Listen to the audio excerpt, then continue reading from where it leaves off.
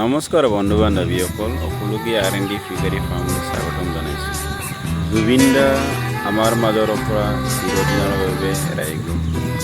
তেখেতৰ বিদেশী আত্মাই চিৰশান্তি লাভ কৰে।